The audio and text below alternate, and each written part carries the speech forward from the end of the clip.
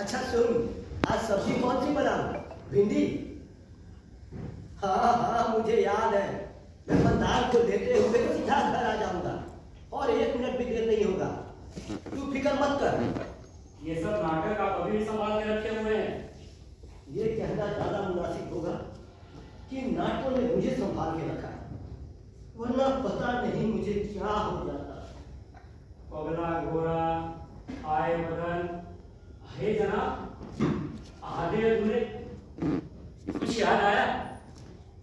कैसे भूल सकता हमारी पहली मुलाकात।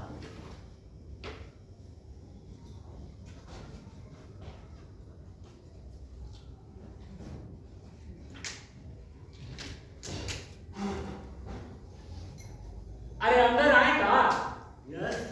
अरे बत्रा साहब भेजे, जूनियर आर्टिस्ट सप्लायर बत्रा साहब। वो बोले कि आपके नाटक के लिए कोई हीरो चाहिए। हीरो नहीं, एक्टर चाहिए, एक्टर। अरे हाँ हाँ वही, अब अंदर आए का?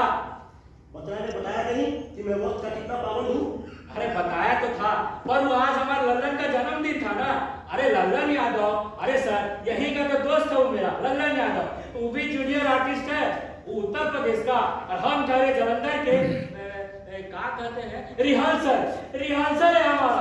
तो हमको बोला कि अरे रिहर्सल तो रोज रोज होगा, पर हमारा जन्मदिन तो रोज रोज नहीं ना होगा, इसलिए आने में तो नहीं देर हो गया। तुम रहते कहाँ पर हो? दादर इसमें पीजी रूम, हम 6 लोग एक साथ रहते हैं। और मुंबई में कब से हो? 10 दिन से। इससे पहले कभी नाटक में काम किया है? अरे बचपन में एक बार बंदर सेनापति बने थे गांव की रामलीला टोली में।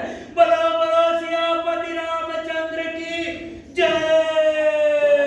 कि तुम मुंबई फिल्म स्टार बनने के लिए आए, ये नाटक वाटक में काम करने से क्या नहीं? अरे सब बोले ना, ये नाटक वाटक सब छोटा चीज है। अरे हमको तो सिनेमा के पर्दा पे आना है, पर वो बत्रा साहब बोले कि नाटक के कलाकार को जल्दी मौका मिल जाता है सिनेमा में, इसीलिए हम यहाँ पर आए। पर एक बात वो और भी कहे कि नाटक से बहुत कुछ सीखने को मिलेगा। आ गए और उनको कुछ नहीं ना मालूम, अब हमको कुछ सीखने का जरूरत है। अरे हमको तो सब आवत है। तुम्हें सब आता है? क्या बात है, पहले ऐसे किसी शख्स से पाला पड़ा है। भाई मेरे लिए जरा ये पढ़ने का कष्ट करेंगे? अरे का है कॉन्ट्रैक्ट है का? अरे पेनवा लाइए ना, सीधा सोनिए ना कर देते हैं। नाटक की स्क्रिप्ट है जिसे आपको नीचे बैठकर पढ़ना होगा। नीचे आप बैठ जाइए और अपनी आवाज बड़ी रखना, क्योंकि ये थिएटर है, थिएटर, तुम्हारा सिनेमा नहीं। हाँ पढ़ो।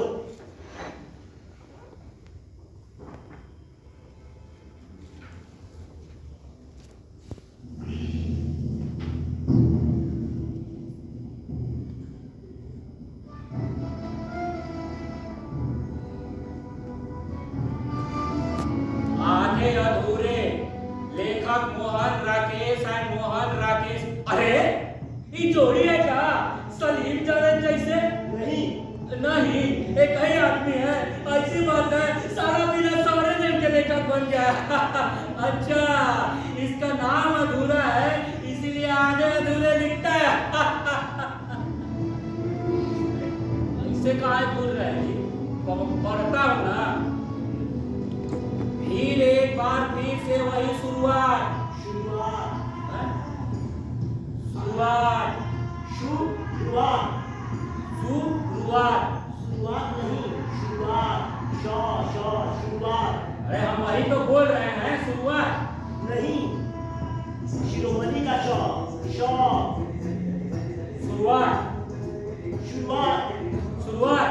अरे नहीं, शिरोमणि का यू गेट इट? सा। अरे तुम सबूत का बोल रहे हो और मुझे शिरोमणि का सुनना है। अरे आप तो सब बोल रहे हैं ना, हमारे जबान से तो निकल ही नहीं रहा।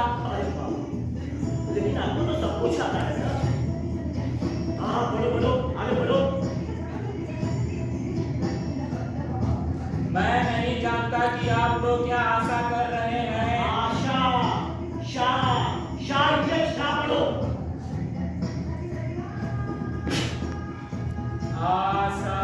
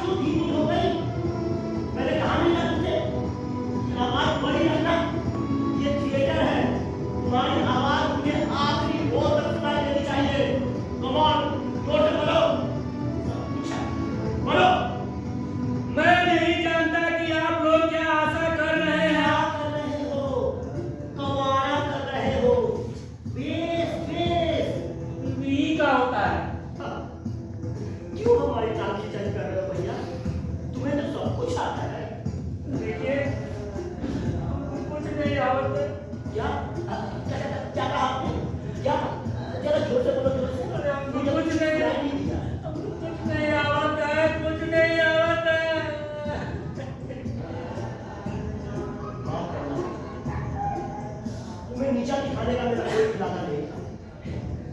मैं तो तुम्हें बस ये समझाना चाहता था कि घमंड का चश्मा उतारोगे नहीं, हर तरफ तुम्हें भ्रम ही दिखाई।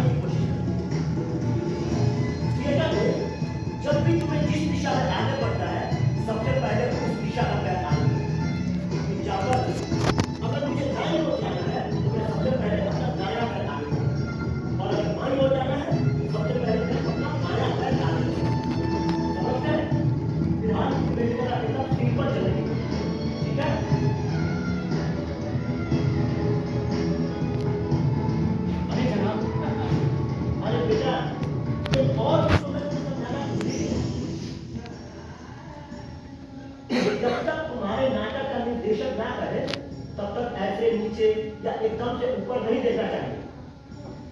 डायलॉग हमेशा आंखों में आंखें डाल कर दिया करें। और अगर तुम्हें ऑडियंस में डायलॉग देना है तो तुम्हारा आई कांटेक्ट बिल्कुल तुम्हारे कद के बराबर होनी चाहिए। ठीक है जी।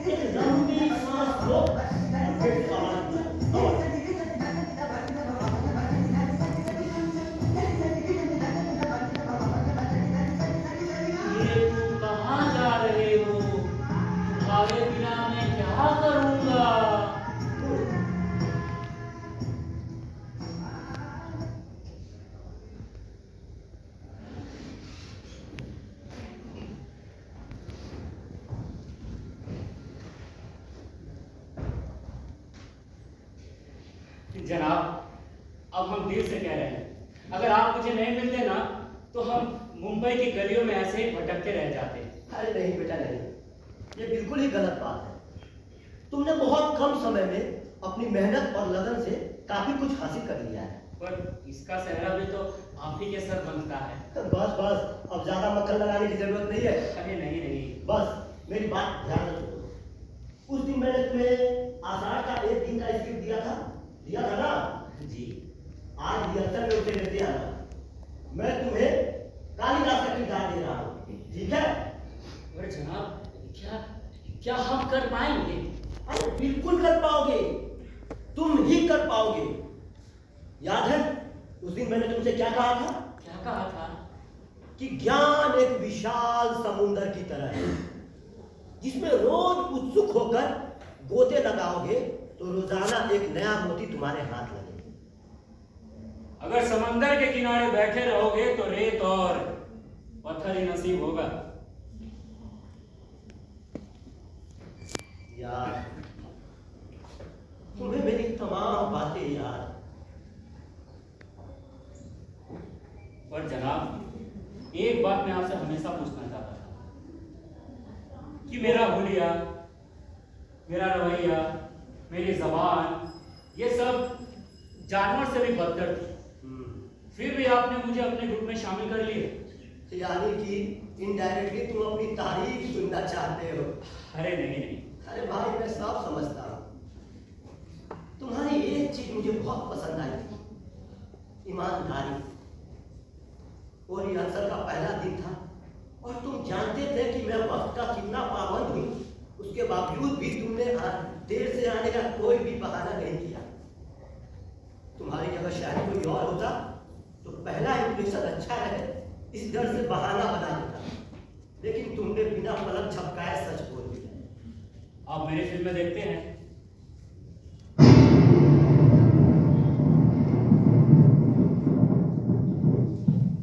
क्या हुआ?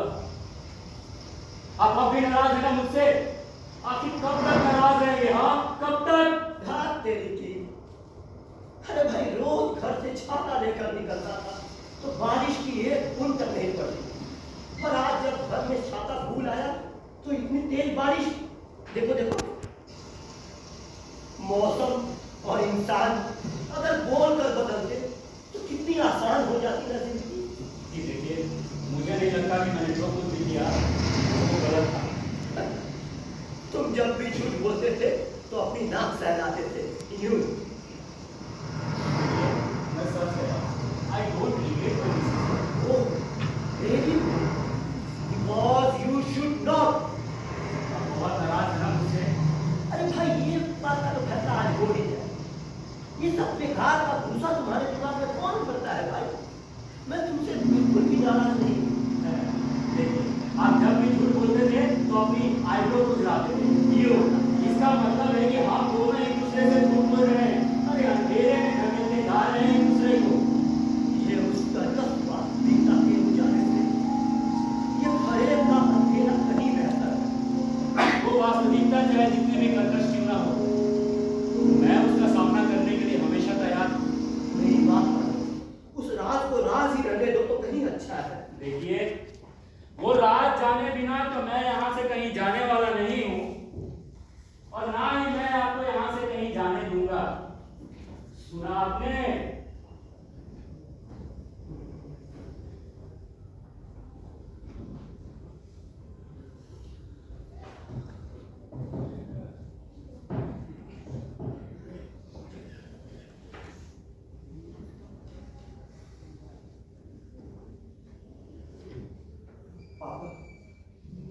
It's my birthday today. बेटा, तुम समझते क्यों नहीं हो?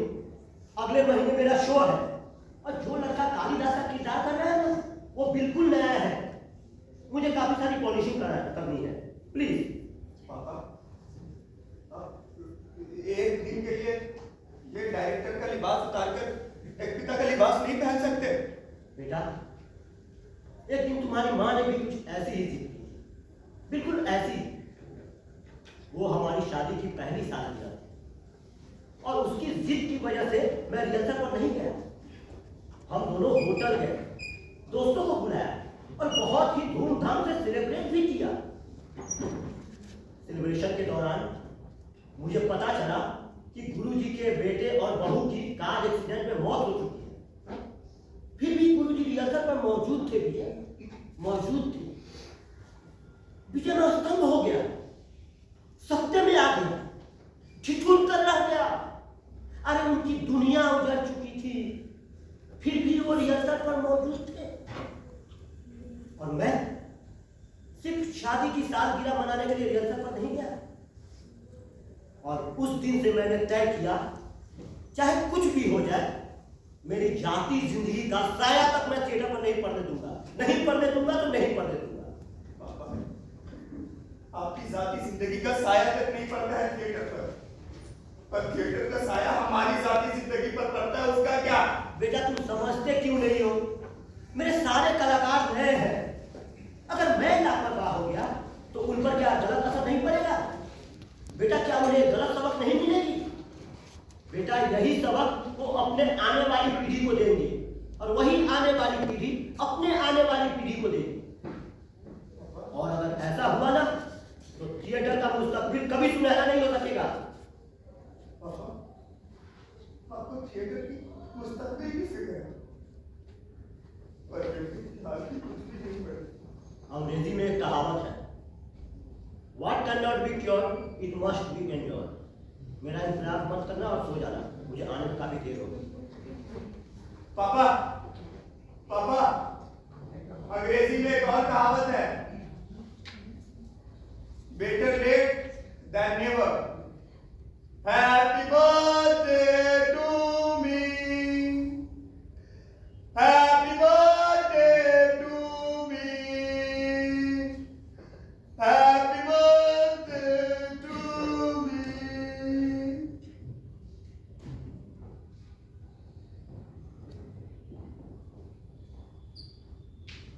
Happy birthday to you. लीजिए जनाब, केक काटिए। अरे भाई ये केक और ये सब आज क्या नया जन्मदिन है क्या? अरे भूल गए ना, आज 5 फरवरी है। लीजिए काटिए केक। नहीं, वैसे भी अब मेरी जिंदगी में कुछ जश्न मनाने लायक बचा भी नहीं है ना। और कहीं ना कहीं इसकी वजह मैं, है ना? तुम्हें पता है मंदार का ट्यूशन कहाँ है? बहराम बाग के बगल में एक पुरानी और झुकी हुई इमारत है, 4 माले की दीगार अपार्टमेंट।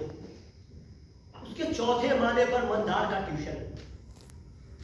शुरू में मैं किसी तरह हाँफते 4 माले चढ़ जाता था, लेकिन 4था माला आते आते मेरे घुटने जवाब दे देते थे। लेकिन मैं फिर भी अपनी मुस्कान यूं ही बरकरार रखता था ताकि मंदार को कोई गिल्टी फील ना हो। लेकिन मंदार तो सब कुछ भाप देता था, क्योंकि जो दर्द सुनाई और दिखाई नहीं देता वो सामने वाले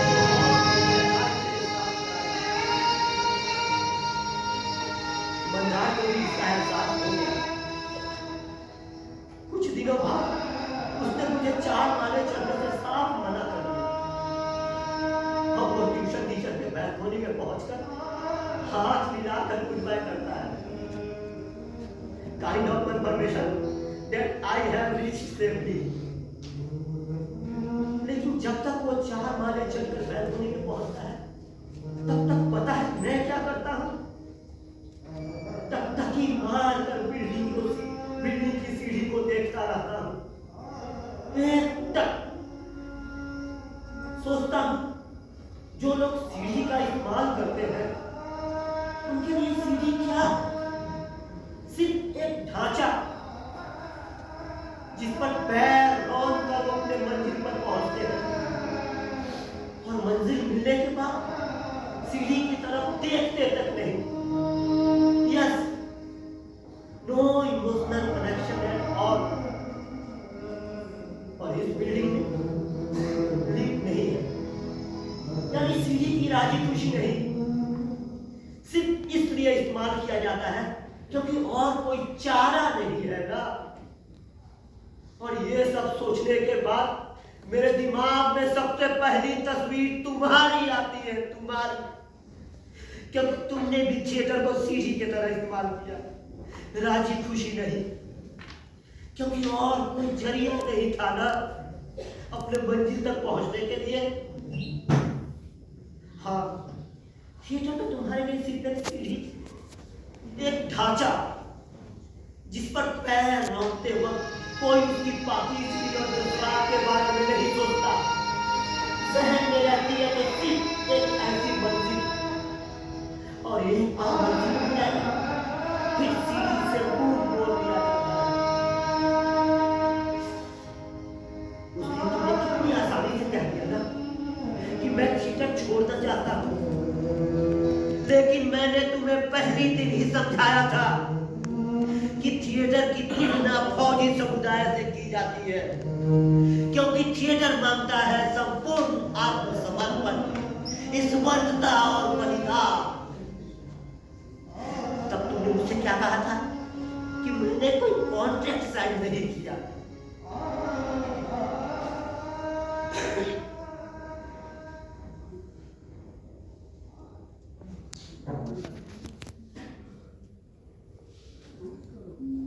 कॉन्ट्रैक्ट?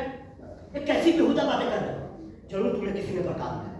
देखिए, मैं आपका कोई खिलौना नहीं हूँ कि जब आप चाबी भरे और हम नाचना शुरू कर दें। अच्छा, तो ये एक दिन में ऐसे अचानक कैसे हो गया? अरे एक दिन की बात नहीं है, हम कई दिनों से कहना चाहते थे कि हम थिएटर छोड़ना चाहते हैं, पर हम आपसे कह नहीं पा रहे थे। तो फिर ये सब अचानक कैसे विचार आया तुम्हारे मन में? क्या मैंने तुम लोगों से कोई मजदूरी कराई, कुछ ये करवाया? क्यों? हम सब मजदूर ही तो हैं आपके लिए, जो आपके ख्वाहिशात का बोझ उठाते फिरते हैं। अरे इतना शोषण तो कोई मजदूर का भी नहीं करता। देखो बेटा, मेरी बात सुनो, ऐसे बेहुदा ख्यालात तुम्हारे हो ही नहीं सकते। जरूर तुम्हें किसी ने भड़काया है। बेटा मुझे बताओ, किसने तुम्हें भड़काया है?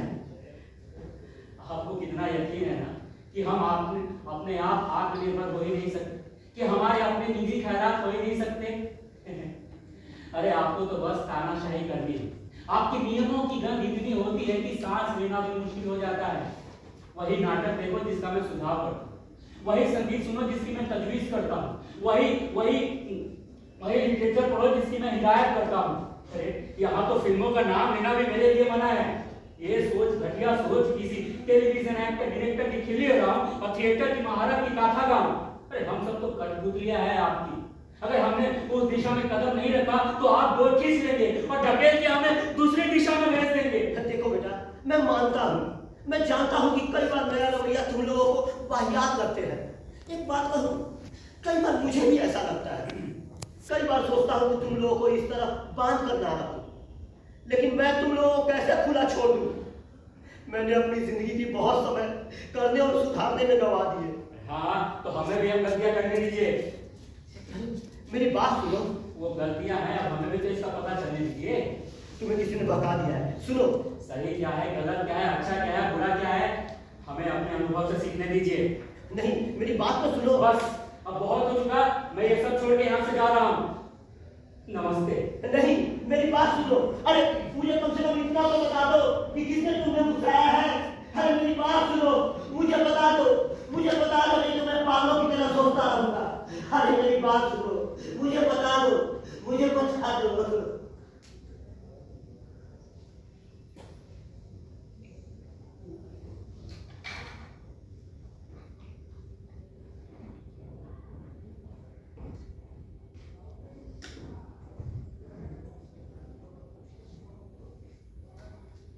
उस दिन तुम्हें किसने उकसाया था? कम से कम मुझे आज तो बता दो। अगर आपको अभी भी ऐसा लगता है कि उस दिन मुझे किसी ने उकसाया था तो आपकी सोच बिल्कुल सही है। किसने उकसाया था? अरे वो मूलचंद तानी। कौन मूलचंद तानी? वो सी ग्रेड फिल्मों का डायरेक्टर? हाँ वही। उसने मुझे बताया कि वो मुझे अपनी एक फिल्म में काम देना चाहता था और आपने उसकी बात मुझ तक पहुंचने ही नहीं दी। नहीं, ये बिल्कुल झूठ है, सरासर झूठ। अगर आप इस बात को सच मान लेते तो मैं काफी निराश होता। चलिए एक बात का तो यकीन हो गया कि कोई ऐरा गहरा हमारे रिश्ते को नहीं तोड़ सकता। ये घोल घोल बातें करना बंद करो। मैं तुम्हारी जुबान से सिर्फ सच सुनना चाहता हूँ। मैं भी जनाब, मैं भी सच सुनना चाहता हूँ। आपको क्या लगता है, आप कहेंगे कि आप मुझसे बस इसलिए नाराज है क्योंकि मैंने थिएटर को सीढ़ी की तरह इस्तेमाल किया है, तो मैं ये सब सच मान के यहाँ से चला जाऊंगा? जनाब, आपके सवाल का जवाब मेरे पास है और मेरे सवाल का जवाब आपके पास। और तुम मेरे सवाल का जवाब तब तक नहीं दोगे जब तक मैं तुम्हारे सवाल का जवाब ना दूं। जो तू मेरी डपली बजाए तो मैं तेरा राग अला। No. You scratch my back and I will scratch yours. It sounds more sophisticated. अरे आप हंस क्यों रहे हैं? अरे भाई, कल तक इसके मुंह में चौरसिया छाप बीड़ी और लवली डार्लिंग गुटखा हुआ करता था, वो आज सोफिस्टिकेशन की बात कर रहा है। एक मिनट, हुआ करता था, अब नहीं हुआ करता। अच्छा, हुआ करता था, अब नहीं? एक मिनट जा देखने दो। अरे नहीं देखने दो। अरे आप ये क्या कर रहे हैं आप? देखने दो एक मिनट।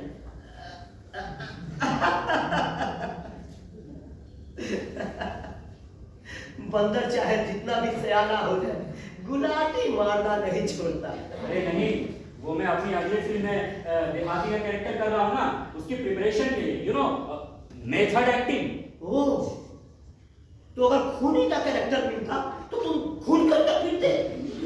Method acting. अरे तुम्हारे बॉलीवुड में जिन्हें स्टैनिस लेविस्की का पूरा नाम तक नहीं पता, वो मेथड एक्टिंग करने का दावा करते हैं। देखिए, इतने सालों बाद भी, अच्छा एक बात बताइए, ये स्टैनिस लेविस्की कौन होता है? शाबाश, अब क्या करोगे तुम सच्चे बॉलीवुड स्टार। देखा, इतने सालों बाद भी आपकी राय बिल्कुल नहीं बदली। बिल्कुल नहीं भाई, तुमसे मिलने के बाद तो मेरी राय और भी मजबूत हो गई है। हाँ, लेकिन पर आप इस बात को नहीं ठुकरा सकते कि थोड़ी ही सही, पर इंडस्ट्री ने तरक्की तो की। थोड़ी बहुत तरक्की की है भाई। पहले तो सिर्फ बाहर से स्टोरी उठाते थे, अब तो story, script, dialogue, music, poster और तो और एक्टर भी बाहर से उठाते हैं। ऐसी बेहुदा फिल्में बनाते रहे तो एक दिन बाहर से ऑडियंस भी बुलानी पड़ेगी। हिंदुस्तानी ऑडियंस को अगर वीडियो एग्रेसिव की आदत पड़ गई है तो इसका जिम्मेदार सिर्फ तुम्हारा बॉलीवुड है। देखिए, ताली एक हाथ से नहीं बजती। अगर जितना कसूर इंडस्ट्री का है उतना ही कसूर या फिर उससे कहीं ज्यादा कसूर इन दर्शकों का है। आपको पता है मसाला फिल्में क्यों बनाते हैं?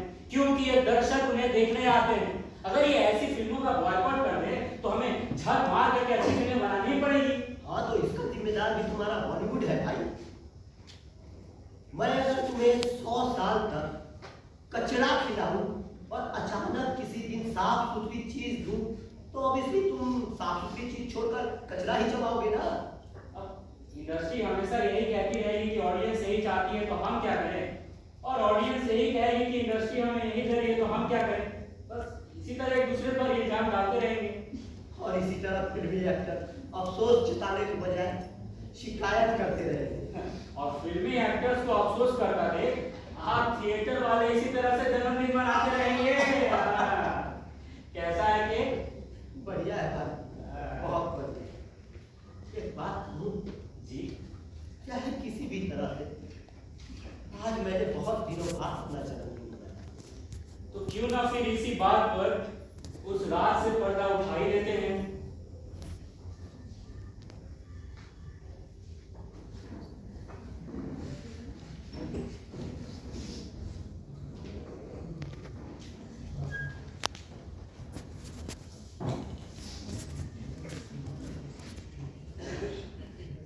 अरे बेटे, तुम अभी तक सोए नहीं?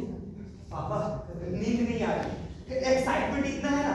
सोचिए ना, डीएम कॉलेज में मेरा एडमिशन होगा। महाराष्ट्र की नंबर 1 इंजीनियरिंग कॉलेज है। बेटा, मैं तुम्हें कुछ करना चाहता हूँ। पापा, कॉलेज तूने पहले क्या बोला? मैं आया करूंगा ना आपसे मिलने के लिए। बेटा मेरी बात सुनो। पापा, ये साल स्कॉलरशिप कट ऑफ था 92%। मैं दिन रात मेहनत करूंगा ताकि अपने मार्क्स ला सकूं। थैंक यू सो मच पापा। सबसे बड़ी प्रॉब्लम तो पैसों की थी ना, और उसे तो आप सॉल्व कर ही चुके हैं। बेटा, मैं वो पैसे किसी जरूरतमंद को दे चुका। क्या? पूरे 2 लाख रुपए? हाँ, मैं दे चुका। पापा आप ऐसा कैसे कर सकते हैं? ये मेरी जिंदगी का सवाल था। बेटा, वहां भी किसी की जिंदगी का सवाल था।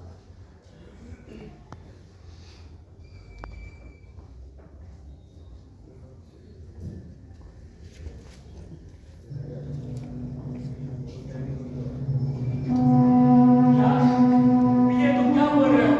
आज हमने जो कुछ भी सीखा है उन्हीं से सीखा है, और तुम चाहते हो कि आज हम उन्हें धोखा दे दें?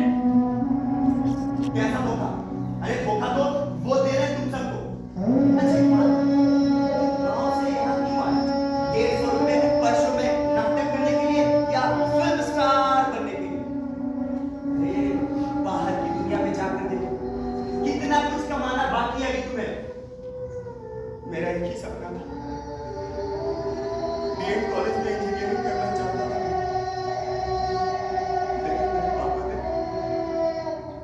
मेरा वो सपना कुचल दिया। आपके अस्तित्व का कोई अपमान करे तो आप सह सकते हो, लेकिन आपके अस्तित्व को कोई नकारे, ये सहना मुमकिन नहीं होता। और मेरे पापा मेरे अस्तित्व को नकारते हैं। तुम ही हो जो मुझे मेरे पापा लौटा सकते हो। मैं? हाँ, मेरे पापा को सबसे ज्यादा लगाव तुमसे।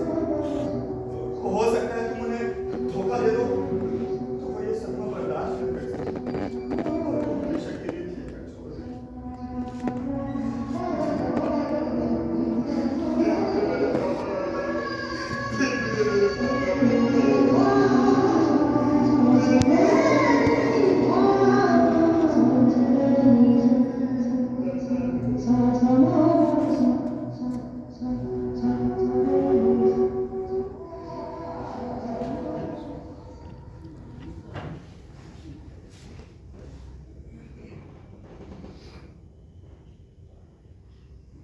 एक तरफ गांव में तुम्हारे पिताजी बीमार थे और दूसरी तरफ मेरे बेटे की एडमिशन की डेट निकली जा रही थी, मगर मैंने फिर भी बिना सोचे वो सारे पैसे तुम्हें दे दिए। फिर भी तुमने मेरा साथ छोड़ दिया। ये थी मेरी नाराजगी की असली वजह, लेकिन मुझे नहीं पता था कि तुम्हें मेरे बेटे ने ही बुलाया हो। मुझे नहीं पता। आपने मेरे लिए अपने बेटे का सपना तक कुर्बान कर दिया, वो भी एक खुशी बगैर। कैसे? करना मुश्किल है ना, कि मेरे अंदर भी जज्बात हो सकते हैं। मुझे छोड़ने के बाद तुम सीरीज में चले और देखते देखते सुपरस्टार बन गए। तुम्हारी कामयाबी से मेरे बाकी सब बच्चों को प्रेरणा मिली और वो भी एक एक करके मेरा साथ छोड़कर जाने लगे। कैसा लगता है जब घंटों बैठकर ताश का महल बनाते हैं और कोई एक पल्लू से फूंक मारकर बिखेर देता है। मुझे माफ कर दीजिए, प्लीज मुझे माफ कर दीजिए। नहीं बेटा, अभी मुझे माफी चाहिए। अच्छा एक बात बताओ, मैंने तुम्हारी मदद क्यों की? अगर मैं वो पैसे तुम्हें दे देता तो तुम उस पैसे को अपने गांव में तुम्हारे पिताजी का इलाज हो जाता और तुम्हारे सर से टेंशन हट जाता और तुम अपना पूरा फोकस थिएटर को दे सकते हो और इस तरह थिएटर को एक सेवक गंवाना नहीं पड़ता। यानी कि जब मैंने तुम्हारी मदद की तो मन में तुम्हारा नहीं थिएटर का ख्याल था। अरे कितना बड़ा स्वार्थी था मैं, कितना बड़ा स्वार्थी। काश मैंने विजय को थोड़ी सी समझ दे दी होती, थोड़ी सी। काश मैंने उसकी सपनों को थोड़ी सी अहमियत दे दी होता, थोड़ा सा। काश मैंने विजय से थोड़ी सी प्यार कर दिए होते।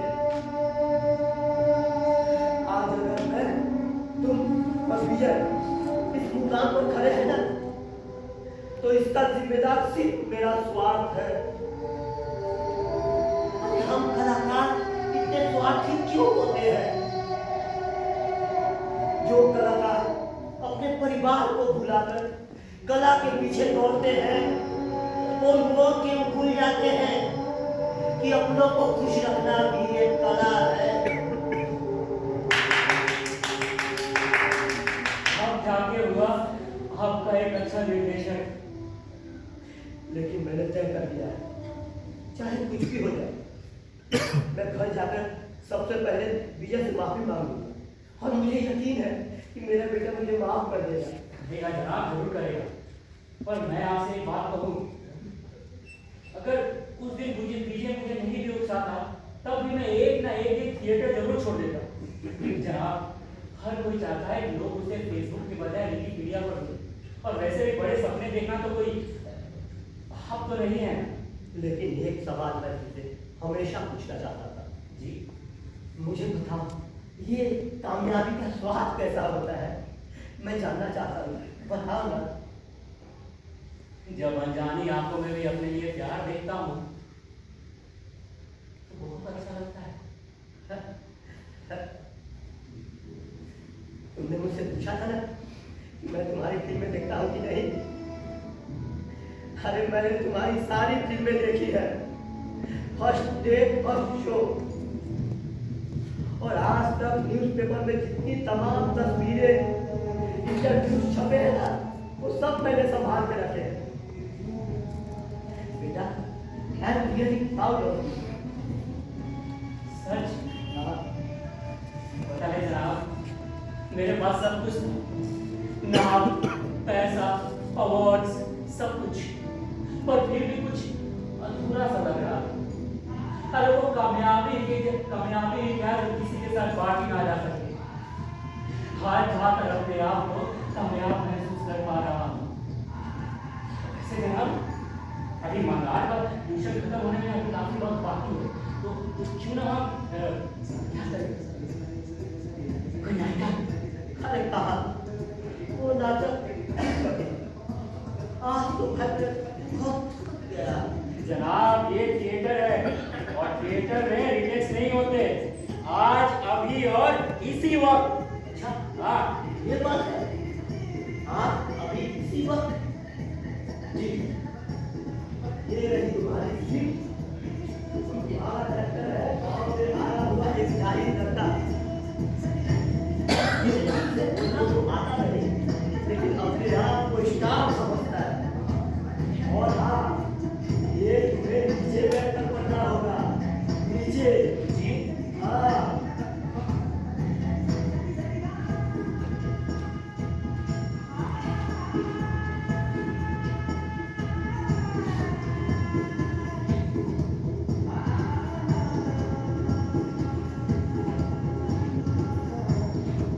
फिर एक बार फिर से वही शुरुआत। सर्दी लगने पर मैंने तुमसे कहा था कि तुम्हारा करेक्टर है गांव से आया हुआ एक जाहिर लड़का जिसे